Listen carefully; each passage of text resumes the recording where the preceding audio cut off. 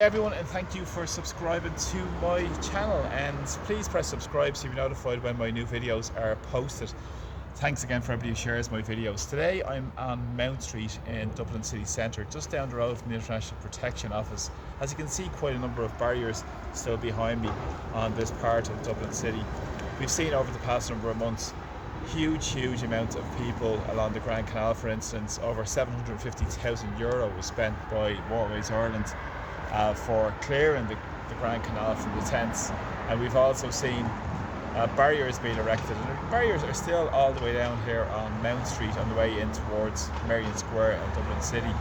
Now, the building behind me is an interesting building because this was owned by the Irish League of Credit Unions, and it was sold just late last year with a guide price of 9.3 million, so obviously sold well in excess of that. And the new owners now, Mount Street Accommodation Services, are now looking to use this commercial property as a property for international protection applicants. Now, the money that's been made in this industry is just off the charts.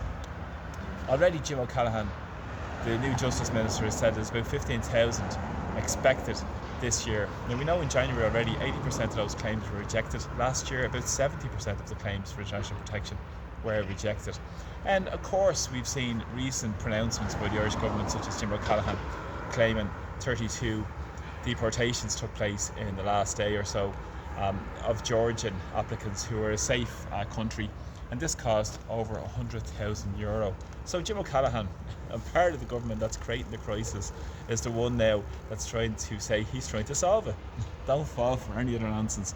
Them who sit on the cushy seats in Leinster House are only interested in serving their billionaire and very rich masters at the expense of ordinary people. And much the same as the immigration chaos in terms of looking for very cheap labour. And that's been a huge facet of this, the global policy that's been pushed forward by the Irish government at the behest of their masters in Brussels, such as Ursula von der Leyen.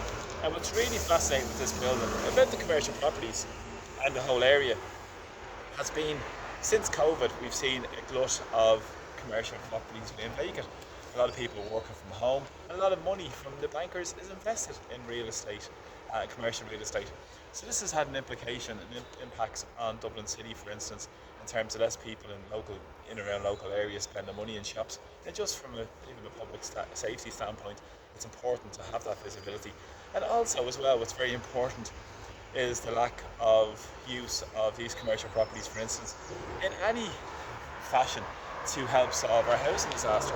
But what this is fundamentally is a bailout for the commercial property owners and commercial developers who are trying to profit from the system. A big transfer of public money is going to be transferred into these hands time and time again. Because currently in Dublin there's about 18% vacancy in commercial properties, and already there are very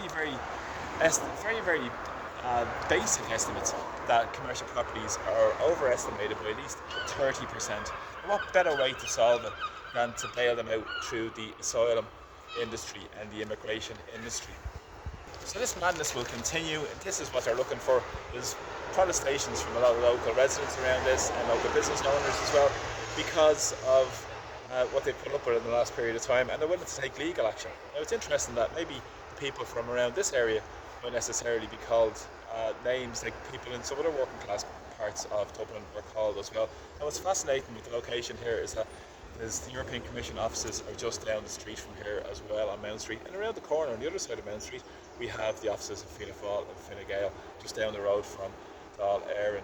So it's absolutely just remarkable what's happening in Ireland. And when you consider the location as well, it's important to know the context of our Irish history and the struggle for Irish independence and our freedom. Up the road there was during the Easter 1916, there was a great deal of men that stood up for freedom, stood up for democracy, stood up for our independence and our sovereignty, and that is critically important.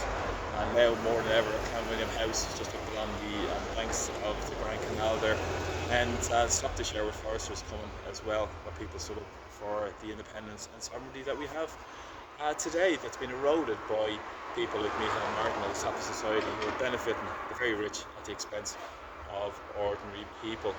And just around the corner behind this building as well is a lot of senior accommodation for people in council tenants as well.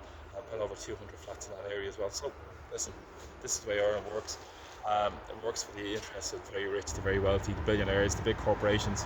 It's a corrupt corporate state at the expense of ordinary people. So don't fall for any of their guffer nonsense to say they're trying to solve the crisis. The ones who created it, it's the definition of insanity that they're trying to claim they're solving it.